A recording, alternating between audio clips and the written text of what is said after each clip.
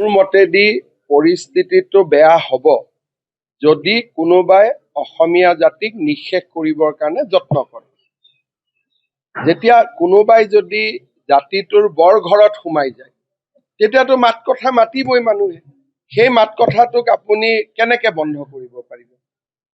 যদি এতিয়া আমি যিটো উৰিয়াম ঘাটত দেখিলো, মই দুই এদিনতে আপোনাক লখিমপুৰৰ ভিডিঅ' দেখাম, হাজাৰ হাজাৰ মাটিত পুখুৰী কৰি লৈছে। তাত নেকি ক'তো গৰাখহনীয়াৰ কথা নাই। যদি গৰাখহনীয়া মাটি ভাঙা মানুহ হলেহেঁতেন 1.5 কঠা মাটি ললেহেঁতেন, 2 কঠা মাটি ললেহেঁতেন। গোটেই জাগাত হাজাৰ হাজাৰ পুখুৰী বনাই ব্যৱসায় কৰি আছে।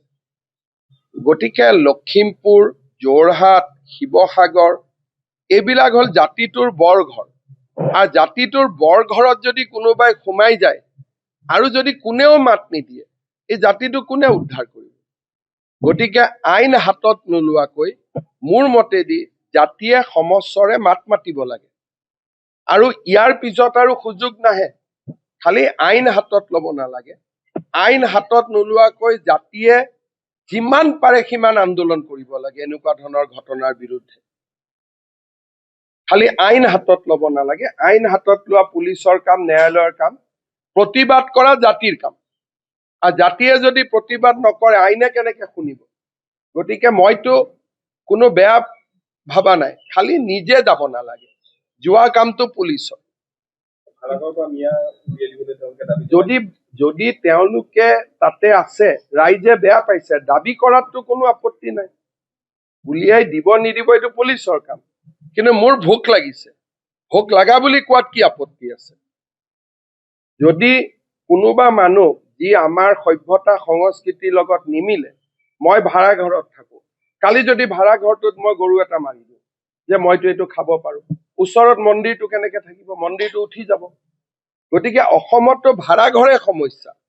প্ৰথম ভাড়া ঘৰত যায়, তাৰ পিছত লাহেকৈ গৰুটো কাটি দিয়ে, তাৰ পিছত লাহেকৈ মছজিদটো হয়, সত্ৰখন ওলাই গুচি আহে তাৰ পৰা। অসমতো সেইটোৱে পেটাৰ্ণ। গতিকে সেই পেটাৰ্ণটো ছাত্ৰ সংগঠন, ৰাজহুৱা সংগঠনে এক্সপ'জ কৰাত কোনো আপত্তি নাই। কিন্তু ফাইনেল কামটো কৰিব নালাগে। আপুনি ভাড়া ঘৰত যাব নালাগে। যোৱাৰ কামটো আমাৰ। মালিকজনক আপুনি মাতি আনি বুজাব পাৰে যে খুৰা কিয় ভাড়া দিছে, আমাৰতো জাগাটো বেয়া হৈ যাব। অনুৰোধ কৰাত কোনো আপত্তি নাই, কিন্তু হাতত ল'ব নালাগে। হাতত লোৱা কামটো চৰকাৰ। এইটোতো আজি ধমকি নহয়, 10 বছৰ পিছতো আপোনালোকে তেওঁলোকৰ অনুমতি লৈ চলিব লাগিব। আপোনালোকে দেখা নাই নেকি দিলৱাৰ কেনেকুৱা জাৰ্নেলিষ্ট হলে উৎপাত হৈ যায়? আপোনালোকৰ কিবা হলেতো কোনো নাহে। আপোনালোকৰ কিবা হলে কোনোবা আহে জানো? গতিকে আপোনালোকে কেতিয়াবা হিন্দু জাৰ্নেলিষ্টৰ মিটিং কৰিছে নেকি? তেওঁলোকেহে কৰিছে। গতিকে এইবিলাকতো অসমত সঁচা কথা নহয়। গতিকে আমাৰ জাতিটো দাব খাই খাই খাই খাই কিছুমানে চাৰেণ্ডাৰ কৰিছে, কিছুমানে যুঁজিব চেষ্টা কৰিছে। আকৌ যুঁজিব চেষ্টা কৰা কেইটাকে টক শ্বো পাতি পাতি আকৌ মনটো বেয়া কৰি দিয়ে।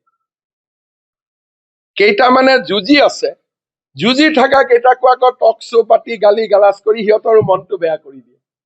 ক'ত যুঁজিব? লাষ্টত আপোনালোকৰ ভন্টি বাইদেউকো সেই জেগাতে বিয়া দিব লাগিব।